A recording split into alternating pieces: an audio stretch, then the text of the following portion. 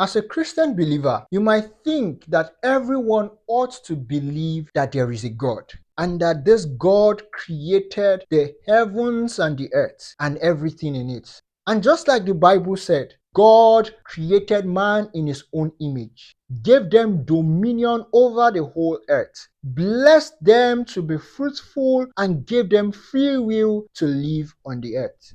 You might think that there are no concrete objections to this belief, but is this true? Is the creation narrative recorded in Genesis chapter 1 a folk tale, a fairy tale, or a true tale? Did Adam and Eve truly exist? Were they historical figures? Were they figurative people who represented the early humans that existed? Or is there a view known as the genealogy Adam? You might be wondering, what is that?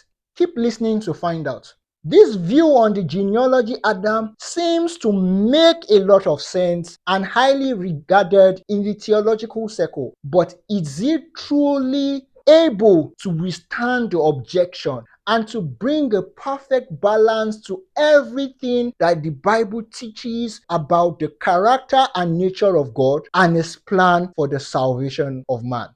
As a Christian believer, you might say, well, all of this is not really important. What's important is that people believe in Jesus Christ for the salvation of their soul. But I beg to disagree. These objections and views have an impact on whether people believe that there was an initial fall of man, whether there is something known as the sin nature that has corrupted every human, and whether there is need for the atoning sacrifice of Jesus Christ for everyone to be restored back to God. These objections and views have an impact even on what Christians believe about the character and the nature of God. And thirdly, in going out to share your faith with others, which every Christian believer should do, you might encounter someone who have this objection as to why they do not believe that Jesus Christ is the only way to God. What would your answer be? Let's learn together. Let's look at some of these objections and some of the responses to them.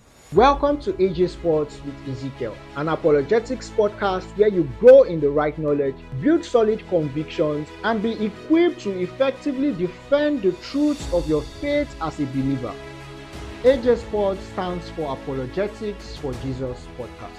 We look at different topics from various perspectives, including the Bible's perspective. Remember, it's not just about gaining knowledge, but how you effectively practice the knowledge that you have gained as you go out there to share your faith with others. It's time to get equipped.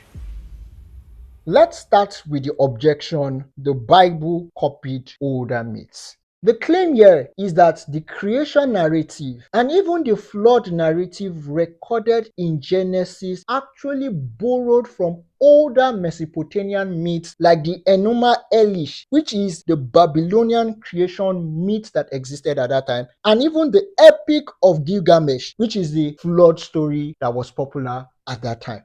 Well, it's true that ancient Near Eastern culture did share common themes about the creation of the world and how there was a flood that happened early on in the history of man. Some of these stories were being told much earlier before the creation narrative and the flood story were recorded in the book of Genesis. And it's true that the Israelites lived among people of these cultures where these stories were told. But it's even much more true that the creation narrative recorded in Genesis completely confronts the mythological stories told about the creation of the world.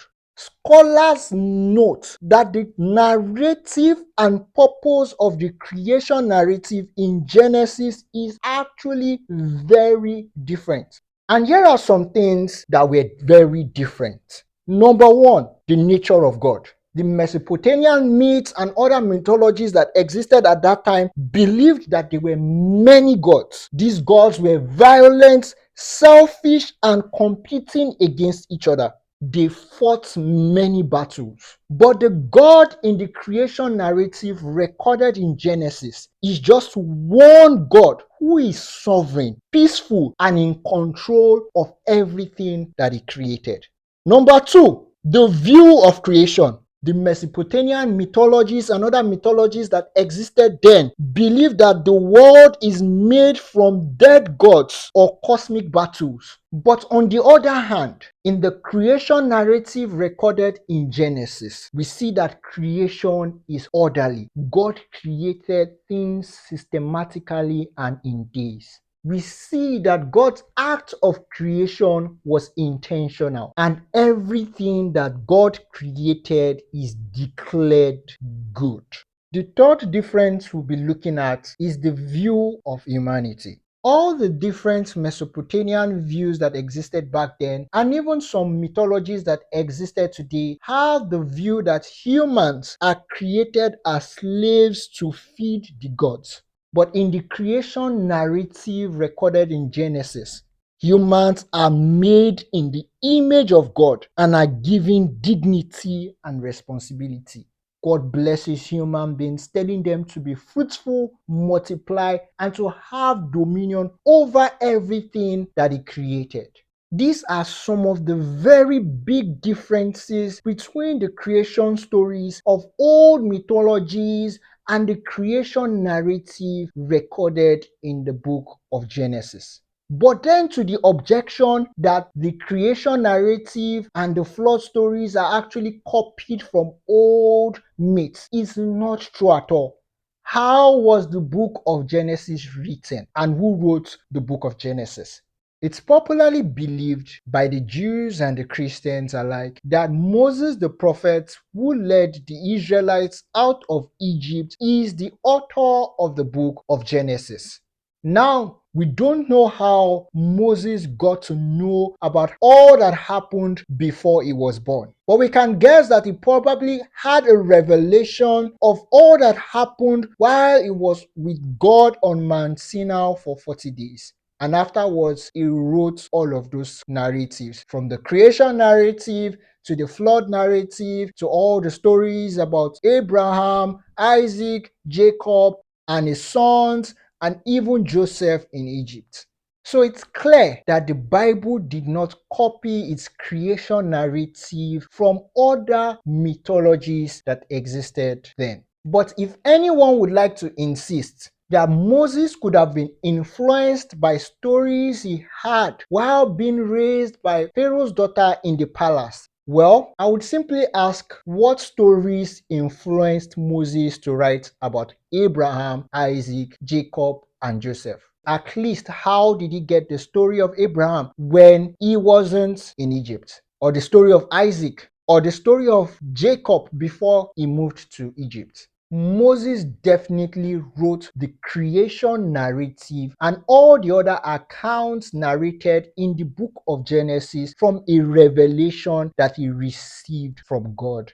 So the Bible did not copy any old mythology for the creation narrative, the flood story, or any other narrative in it. Let's move on to the next objection. There are no physical evidences for Adam and Eve.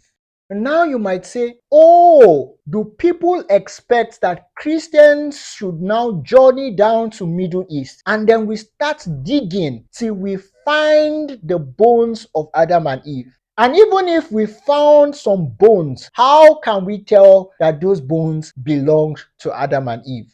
It's true that there is no archaeological discovery that has been put forth claiming that the bones of Adam and Eve have been found, or that the place where the Garden of Eden was have been discovered. Now, this is not sufficient to object to the existence of Adam and Eve, or that all the population of the world descended from Adam and Eve. What gives credence to this objection is genetics. Genetics suggests that all the population of the world couldn't have descended from just a couple, but from a group of people.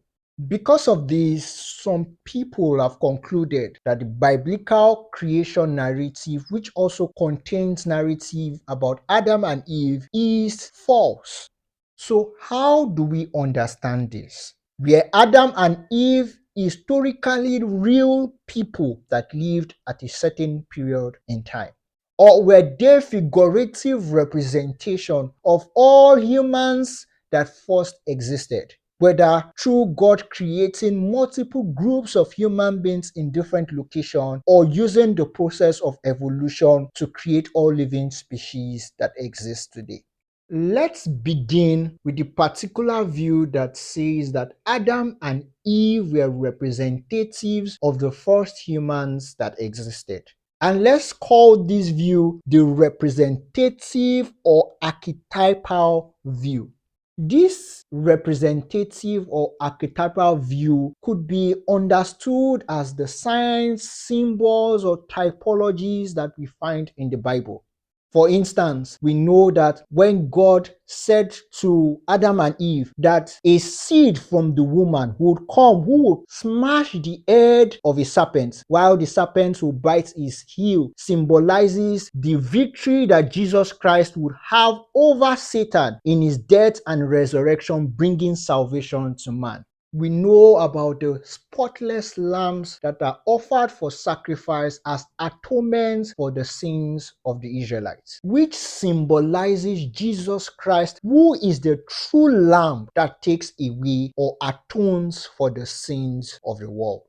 There are so many other signs, symbols, or typologies that we find in the Bible. But what if Adam and Eve represents early humanity? God decides to form a relationship with humans, and the fall represents humanity's universal moral failure.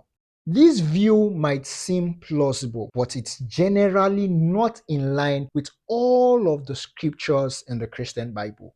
First of all, the view that the first 11 books of Genesis is highly figurative and not an account of events that literally happened should be taken with a pinch of salt. It's important that we remember that the first 11 chapters of the book of Genesis do not only contain narrated accounts of events that are supposed to have happened. It also contains genealogies. Genealogies are family trees of how one person or a group of people descended from someone. So why would the author intend that these narratives and genealogies are supposed to be seen as figurative and not real narrations of things that historically, literally happened? Mind you, these genealogies and other accounts narrated within the first 11 chapters of Genesis are also cited in other parts of the Bible. So this shows that these authors believed that these narratives recorded within the first 11 chapters of the book of Genesis could have literally happened the way Moses recorded them. Also, if the creation narrative and the fall of man recorded in Genesis is highly figurative and not actually what really happened, first and foremost, does this mean that humans are not created in the image of God? Number two, the narrated account that talks about how there was no helper or person found compatible for Adam. Is this true for all the male humans that God created at first? Did God have to start creating females for all the different male humans that existed? If there were other male and female humans that existed when Adam was there, why didn't God lead one female to Adam? Just like he led all the other animals for Adam to name them. Number three, what about the fall of man? How did the first humans sin against God? Was it one person? Was it a collective group of people? Does this mean that humans were originally created with the knowledge of good and evil? This does not align with the narrated account in Genesis. There are so many other questions and objections against this view. Questions concerning the curse that God placed on humanity and all of creation. Questions about God's first announcement of the gospel, his plan to save man. Questions about God sending an angel to guard the tree of life, and many more. But let's look at Romans chapter 5, verses 12 and 19. Verses 12 says, "Therefore, just as through one man sin entered the world, and death through sin, and thus death spread to all men because all sinned." And then verse 19 goes on to say, "For as by one man's disobedience many were made sinners, so also by one man's obedience many would be made righteous." So we can see that Paul said by one man, not by one nation or by one group of people. And 1 Corinthians 15 verses 22 goes on to name who that one man is. It says, "For as in Adam all die, even so in Christ all shall be made alive." For as in Adam, Adam is named. Just the same way earlier on it says, "For by one man sin came into the world, and death through sin." Now he's naming who that one man is. Also note that Paul compares Christ with Adam. If Adam was a figurative person who didn't actually live, why would Paul compare Jesus Christ with him? Jesus has been compared with Melchizedek. Melchizedek was a real person. Jesus Christ has been compared with Moses. Moses was a real person. Adam is also a real person. Let's move on to the next view, which is the genealogy Adam.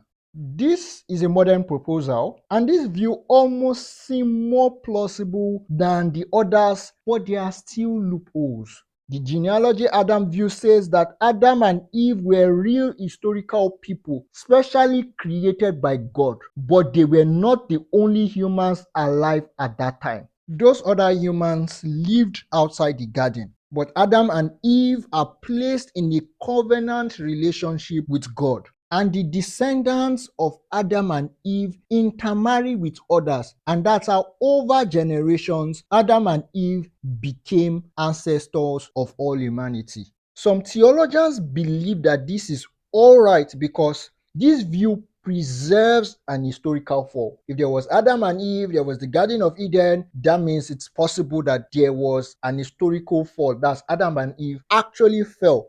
It also preserves human moral responsibility because sin enters the human story through covenant failure by Adam and Eve. Then also it seems to be biblically coherent because Paul's comparison between Adam and Christ still stands, but there is a very big loophole in this view. Let's go back and look at it.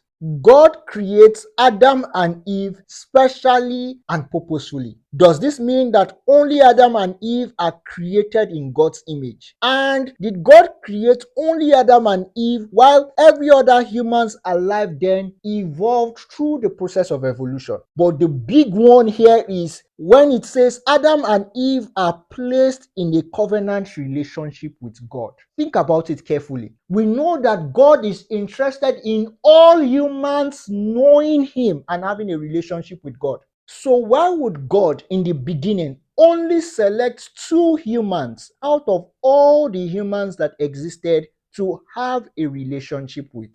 This is not the nature of God.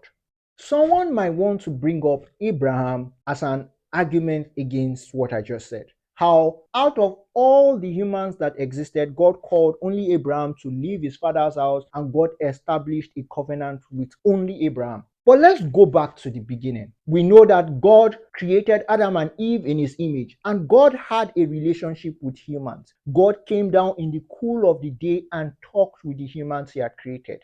But humans rebelled and sinned against God.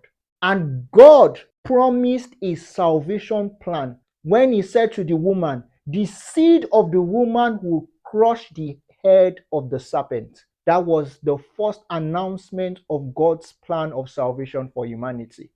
Guess what? That Messiah would definitely have to come from a particular lineage. There were so many nations around the time of Abraham. God, in His mercy and His grace, decided to choose Abraham. God also testified about Abraham, knowing that this is a man that will command his family. So God had seen that there is someone most likely receptive to form a relationship with me. Yes, they were not perfect, but God in His mercy still chose Abraham. God wouldn't have chosen to work with all the nations of the world He will say, okay, there will be a Messiah in Israel, there will be another Messiah in Egypt, another Messiah for the Babylonians, another Messiah for the Romans, and all the nations that existed. That was not God's plan. The Messiah had to come from one nation. And look at it. As Jesus Christ has come, it is now possible for every human to seek God. Even before Jesus Christ came, there were people from other nations who served God. We have Melchizedek. He was not part of Abraham's family or lineage. We have Rahab the prostitute. She was in another land, in Jericho, but she joined herself to Israel. We have Ruth and so many other people. So it's clear that God was not just interested in having a relationship with just two humans. God wants a relationship with every human that exists. There are so many other loopholes in this view that do not align with the character and nature of God or his plan for the salvation of man. One other one is, did God decide to punish all the other humans that never sinned against him because Adam and Eve broke his covenant with him? We know that this is not the nature of God. Even Abraham said this about God. Would God punish the righteous along with the unrighteous? We know that God is just and fair. He would not do that. And that is why God rescued Lot and his family when he brought destruction on the nation of Sodom and Gomorrah. We know that God can decide to pardon the wicked because of the righteous, but we are sure that God will not destroy the righteous because of the wicked. This is the nature and character of God. Therefore, all the other humans are not supposed to have been affected by sin and death if it's just only Adam and Eve that sinned against God and death came upon them and their own descendants. The other humans that were alive, even if their descendants intermarried with Adam and Eve, let's say the sin and all those things will spread to those people. But those who lived before the intermarriage, they should still be alive today, unaffected by sin and death. But this is not the case. So this view is completely unbiblically sound. Let's move to the third view that says Adam and Eve were historically real people. This view believes that Adam and Eve were real individuals. God specifically created them, and all humans descended from them. There were no other humans existing anywhere. Everything concerning the narration of the events that happened in the Garden of Eden are absolutely true.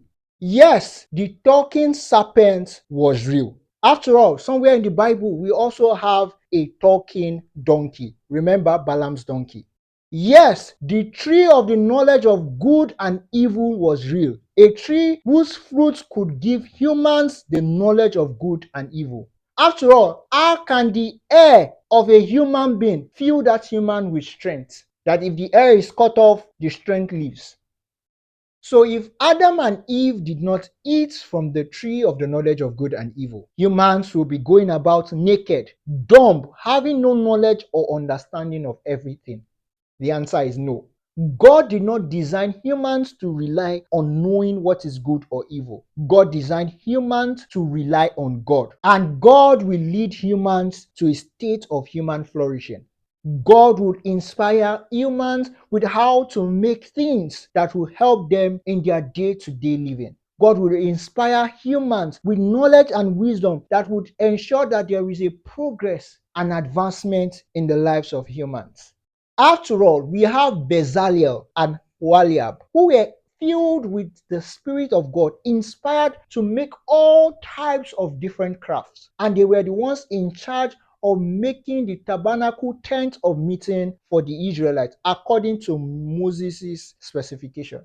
We also have Noah, who got instructed on how to build a boat that could withstand the flooding of the earth. Definitely, humans would have had a better, perfect knowledge than what we currently have, if only we had relied on God. So what about genetics? That's hereditary genes, which has to do with what a person inherits from their parents, or the human variation, how we have different groups of people who have different distinguishing factors, like their skin tone, their hair, their eye colors, or we even go as far as talking about blood groups and genotypes. The truth is that I've not come across any Bible text that directly talks about genetics. But does this mean I cannot make a proposal of what could be the case? Let me start by saying that science cannot tell us what any human can do to live up to 900 years old. In fact, according to science, it is currently not possible for any human to live that long. But in the history of early humans, humans lived up to be 900 years. What if the Spirit of God, the power that created everything that exists, continued to sustain humans and all other creations until the corruption of humans greatly increased and spread throughout the earth? Remember the story of the Tower of Babel, how humans rebelled against God by deciding to come together and build a tower that would ascend up to the skies. And God decided to come down and confound them by giving them different languages. What if this is the only thing that was physically evident, but God did something more? What if God did something to the genes and the insides of every human so that when He drives them to a particular location, they would be able to survive and live in that particular place God had sent them to? What if it wasn't only language that God changed? What if there was more? This is something to keep pondering about. And in our next episode, we are going to look at science versus the supernatural, looking at the creation narrative in Genesis chapter 1 and 2. We know from our previous episodes that there are parts of the creation story that does not align with science. I mentioned about 2 or 3. And in our next episode, we are going to see over 10 other things where the creation narrative, as recorded in Genesis chapter 1 and 2 of the Christian Bible, does not align with what is currently known in science. So could the creation narrative in the Bible be true and what is currently known in science be false? Or could what is known in science be true and the creation narrative in Genesis chapter 1 and 2 be false? Or could they both be true? Well, anticipate the next episode where we are going to be looking at that. You can catch up on all the previous episodes if you have missed any. Remember, you can drop your comments. You can like this episode, share it with your friends, share it on your status, let people be blessed. If you know someone who is always into science and it has not allowed them to believe in God or to truly accept what the Bible says, share this episode with them. Thank you so much for listening to the end of this episode. Please continue to enjoy the rest of your day and anticipate the next episode.